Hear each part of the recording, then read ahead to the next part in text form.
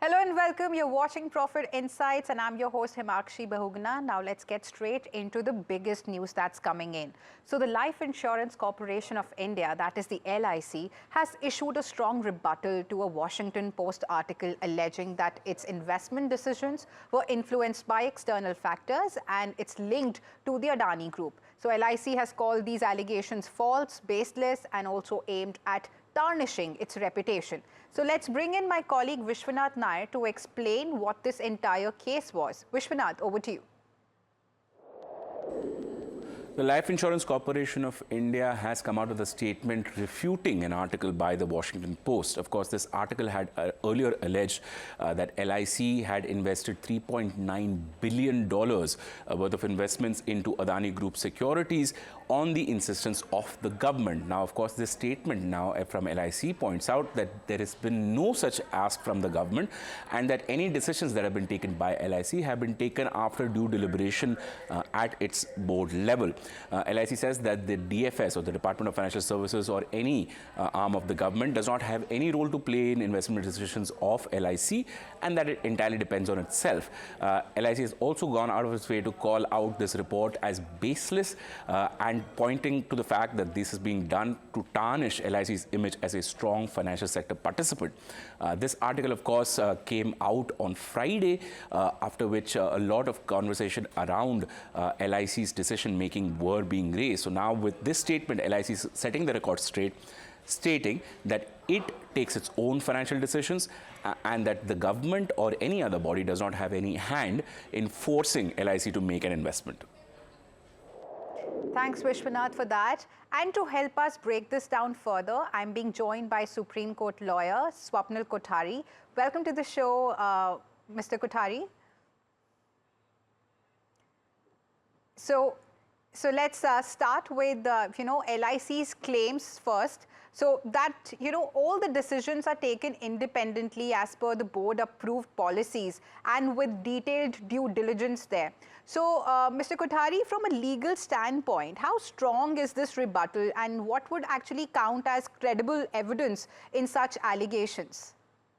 Well, I think Washington Post is doing a mere reportage. Now, whether it is doing itself at the behest of some people who are against Indian progress or the progress that India is making, that we do not know.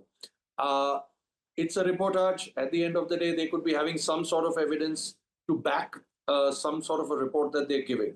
But in a court of law, when you're looking at evidence, you need really hard, credible evidence. And let me tell you, Himanshi, for the benefit of your viewers, that even if you have credible evidence to show that the government did tell did tell LIC to invest in Adani. LIC has its own independent board of directors. LIC has its own investment plans, whether it's 2%, 5%, 10%, 15%, to whatever extent of its exposure it invests in Adani. Whether that investment benefited or merited returns, did it get the returns? If I got the returns as LIC on the investment that I made, now whether it is at the behest of the government, whether it is trying to show some sort of a collusion between me and the government to try to do, and whether Adani is insinuating the government to tell LIC that, okay, ask LIC to put money in my company. Bottom line is whether the people got the returns, whether LIC got the returns.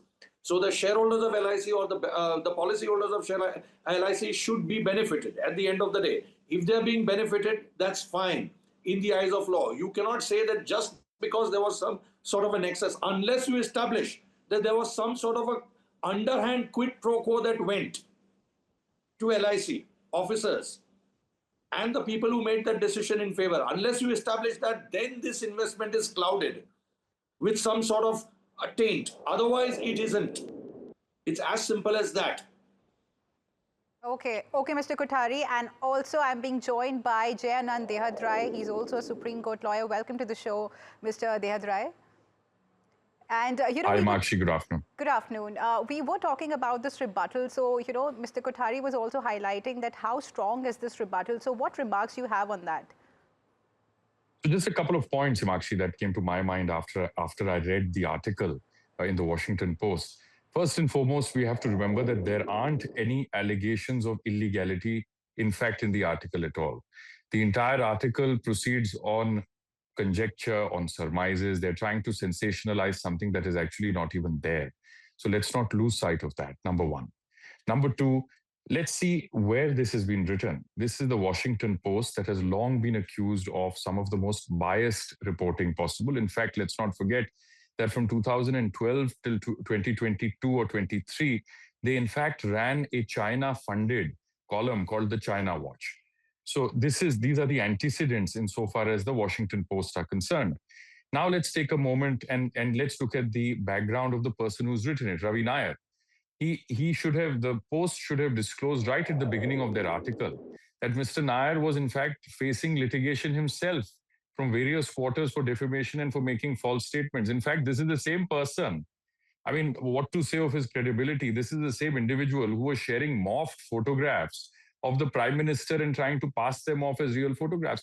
So when you see the background, then you realize that in fact there is a hit job that is sort of that is being attempted.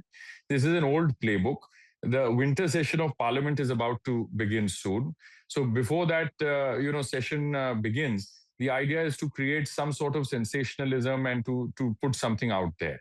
But the way I see it is very clear. I think what LIC has said is very right. It's a very respected organization.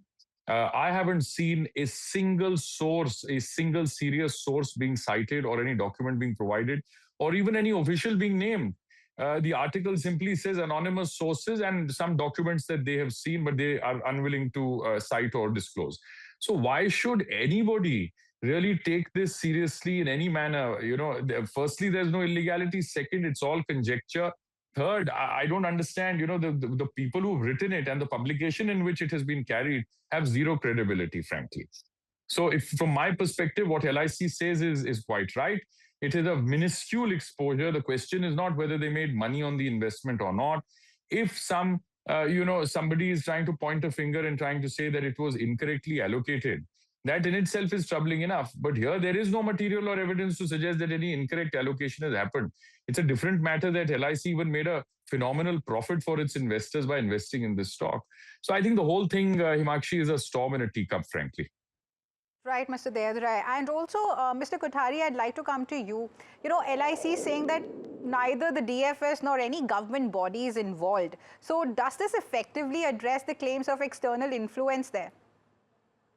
Well, it doesn't, Himakshi, for the simple reason that you have to have very solid, credible evidence to show that there is an external influence. And let me stretch that argument further.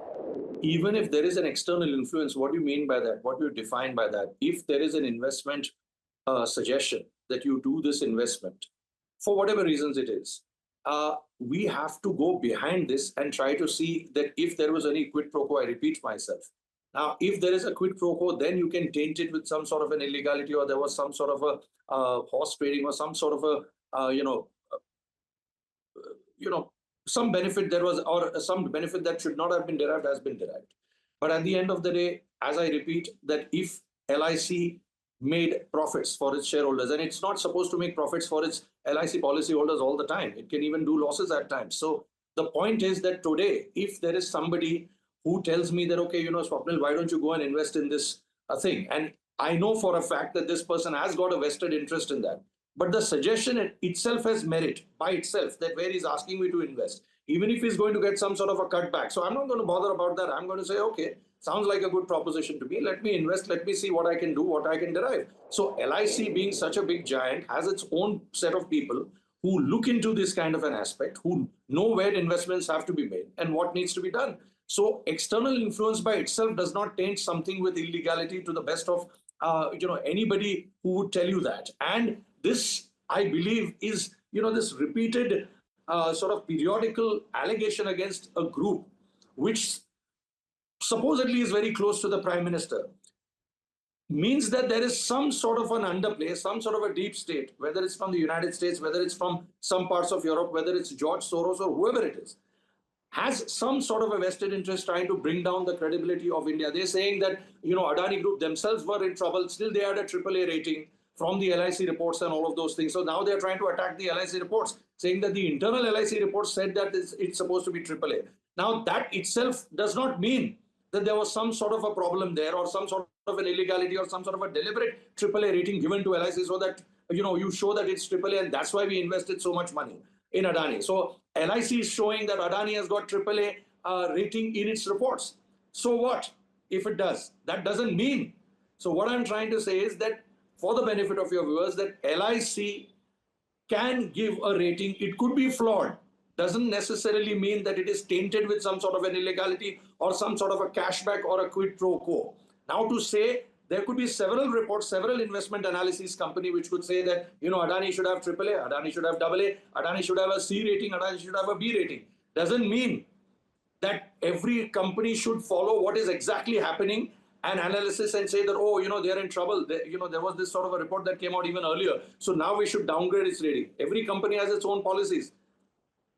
Right, Mr. Kothari. And also, allegations like these, even if baseless, have lasting reputational impact, and we've seen that in the past. So how should it be tackled, Mr. Dehadrai?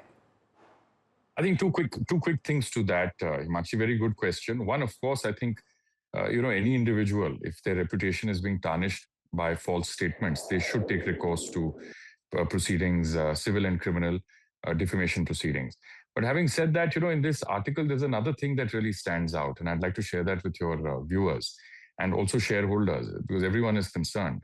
The short point is that there isn't even a whisper that LIC did not conduct a proper due diligence before this investment decision was made. Now, once that is out of the picture, and once you have an investment committee or you have the board that has ratified these decisions to invest money in a legitimate way through formal banking channels, then according to me, I think unless there is hard, cold evidence to suggest some wrongdoing or illegality or criminality, to write an article like this, I mean, it lays bare to the whole world what the real intentions of the author and the publication are. And in this case, I think it's quite clear the Washington Post has a long history of taking political positions. They have ideological differences in any case with, insofar as the Indian government is concerned. They're a left-leaning organization. And Ravi Nair, we're no stranger to what sort of information he peddles. As I mentioned earlier, he published some really, in very bad taste, he published some morphed photographs of the Prime Minister and some really sleazy ones. So, I mean, this is, if this is the standard of the Washington Post, that these are the sort of authors that they entertain in the name of investigative journalism, then I think less said the better. It does raise questions, at the credibility of, the organization per se. And also, are these precedents, in Indian law for challenging, such foreign media claims, Mr. Kothari? Himakshi, what I would do is I would just, it should be like water over duck's back. The more credibility I give it to, the more I dignify this kind of a report with some sort of a litigation or a proceeding, will tend to, sometimes backfire on me. The best way to do it is what LIC has done. Just put up some sort of a rebuttal, let people read it, let people make their own call, take their own judgment, and just forget about it. If you were to proceed legally against this Ravi Nair or this Washington Post, for that matter, Washington Post could possibly lift its hands off and say that, he's an independent journalist, he may have written for us, but doesn't mean that we stand behind it. There could be some sort of disclaimers, this, that, and the other. And if it says that, okay, we believed in what he wrote and we still wrote it, it just unnecessarily opens up a Pandora's box, even if there is a sliver of information that, Washington Post or Mr. Ravi Nair has it, then, it unnecessarily brings it out into the open, which otherwise hitherto it's, is being, latent. So, let sleeping dogs lie, as we put it. And if it does not make any difference to Mr. Adani, we've seen him all over, Mumbai in several various important functions, be it the Economic Times Awards, be it something which was held at the Geo Convention recently. All of those things, his representatives have been there and supporting different causes, different, functions, different prerogatives, as I would call it. And there has not been an iota of suspicion on anything in that manner. Otherwise, these kind of things will always be whispered about. And that has not, I've been personally privy to all of those events, and I have not seen or heard a single whisper to that event where somebody, because these things people do not keep quiet, especially, people in my fraternity or even the corporate fraternity would tend to talk about it a little bit here and there, but nothing of that sort has ever been uttered. Absolutely, Mr. Kothari, and I really like how you put it, let the sleeping dog just lie. So hearing this, one can see that the legal protections are in place for PSUs, but it also raises a broader question about, the government's involvement in such institution. Historically, also, we've seen that the PSUs were often, perceived to follow government directives. So, Mr. Kothari, does this perception still exist? And also from a legal viewpoint, how autonomous is any PSU in such practice? Let me tell you, Himanshi, you and I both know that PSUs, public sector units, are never autonomous. There is always some sort of an interplay.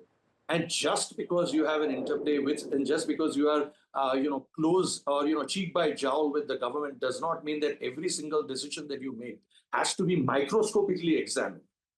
Unless and until, see, you are innocent until proven guilty. That's the big dictum. That is the adversarial jurisprudence that we follow, Himanshi. So unless and until something of, what Vijay Mallya did or what Nirav Modi did, or something of that sort surfaces to that extent, and even if, let's take even 1/10 of that surfaces in any form, I would not wait for a big scandal to come up. But even if 1/10 of something comes up of that sort of, the amount of money, or, oh, there is a quid pro quo, there is money laundering, oh, there was this, there was that, PSUs mein inka haath hai, unka haath hai, and all those kind of things. At the end of the day, if law is followed, if people are making money, if investment decisions are being made soundly, if due diligence is followed, which is what the corporate law says, that you do due diligence, if there is a due diligence report, if that is beyond board, if that is above board, with maybe here or there, something which I may say, I would not have said that, I would not have said that, but that hardly holds fort in a court of law. Unless and until there is something like that, I would not really tend to lose my sleep over this. Public sector units have been there in this country since the time that we've become independent, much before that as well. The fact is that there is government play, there are government functionaries in that. Unless and until you show that there is some sort of a huge quid pro quo or something of that sort which is illegal, which is not passing the legal muster, the best way to do is let that continue. Unless what happens, Himanshi, when you do this kind of a thing, when these kind of reports are dignified with some sort of a response, or when you try to bring them out into the public domain and say, this has happened or that has happened, and the media catches up on it, both the print and the electronic and your media catches up, it unnecessarily creates panic in the public sentiment.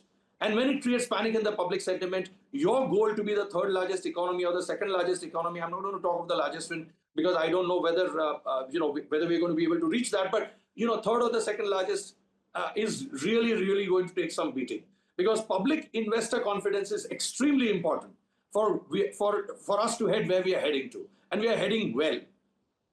Absolutely. The public sentiment does get a bit jittery, when such, things just pop up. So, Mr. Dehadrai, could the finance minister or SEBI, issue clarifications in such cases? And also, would that carry some weight legally? I want to dig deeper, from a legal standpoint.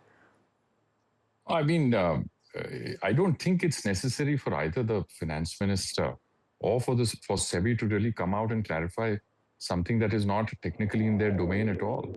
And I mean, these are allegations that have been made up in the air pertaining to an investment made, in a company by a public sector unit. Yes, there was a proper due diligence that was done. There is nothing illegal. Not even in the article, they're unable to say that there is anything illegal. There is only this tone and tenor that they're trying to sort of, express in the article to suggest that perhaps somebody was favored.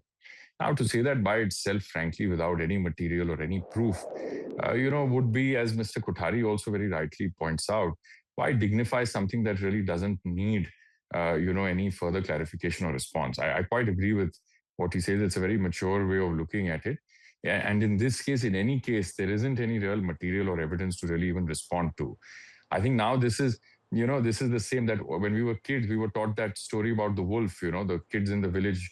One child would keep lying about the wolf coming to attack the villagers. And you keep repeating that over and over again, it loses it loses its sort of teeth, the same threat. So I think this is, that exhaustion has set in now. I mean, this keeps happening every 3, 4, 6 months. Some report like this comes out, they allege something, they claim something, some sensationalism is attempted to be, drummed up. And then when you take a closer look at it, you realize that the parties who have either written it or who are peddling such claims, they are themselves, they have some interest of their own. They have vested interests. And then you dig a little further and you realize that there isn't any material or any evidence at all, even in their claims. So I think the whole thing turns out to be a bit of a damp squib, and nothing really comes out of it. And I Yes. think the markets are the ultimate judge, Himanshi. I mean, the market, Indian investors are no fools. They understand. They can see all of these things from a mile away, and ultimately, the real litmus test is to see whether there is any value erosion that takes place. And I don't think there's been any value erosion at all. This investment, even for the LIC, I'm told has turned out to be a very profitable one. So Absolutely. I don't really understand what the fuss is all about, Yeah. quite honestly. Mr. Kothari wants to add something to it. Mr. Kothari. Yeah. Himanshi, the fact that if SEBI were to come into the picture or the finance minister, that would raise eyebrows. Why did they come into the picture? Did anybody ask them for any clarification? Why are they coming and defending Adani? Why are they coming and defending LIC? Why do you want that? I think the best thing for them is to keep their mouth shut. And, for all, in a lighter vein, Mr. Ravi Nair, if he's on an H-1B visa, he could be trying to, ensure that it gets further extended. So, even despite the $100,000 cost, assuming that it did not convert himself from F1 to H1, because I remember mine being converted from F1 to H1 before when I worked there, so that was a little easy process. But and even earlier when I was lifted from India to work in the United States, H1B was very smooth. But now I think it's about $100,000. But anyway, be that as it may, if you will recall, Himanshi, on a totally different concept. During Sushant Singh Rajput's case, also so-called accidental death, which we all know was not so. One of the ministers had come out and said that the actor died, by the way, by committing suicide. So that, in fact, raised suspicions and more eyebrows, because who did anybody ask you? I mean, was he Amitabh Bachchan that you had to come out and say that this is what has happened? I mean, he was just, yes, he was a good actor, but he was not somebody that a minister wanted a minister to come out. So, when you try to give explanations to something which does not require an explanation, it's like a belief in God. If you believe, no explanation is necessary. And if you don't believe, then no explanation is possible. So I think you should just let things lie as it is. Let the corporate India work to wherever it wants to work toward. And then let us aspire for, the Viksit Bharat by 2047, which I think will happen even much before that. Absolutely. And rightly said, we shouldn't be blowing this baseless, reportage by the foreign media and, attacking a particular organization. And that too, the timing, like Mr. Dehad Rai said, that the timing is very, very key here. Every time some major, event is happening, some reports or some sort of, article just pops up and diverts the investors, mind as well. So to wrap up, Mr. Dehad Rai and Mr. Kothari, so what's the reassurance of message that LIC investors and also the public, should take away from this episode? Very quickly, Mr. Dehad Rai and Mr. Kothari. No, so to summarize very quickly, I think the LIC has demonstrated very robust corporate governance internally. They have a solid due diligence mechanism which they bring into play before any major investment takes place.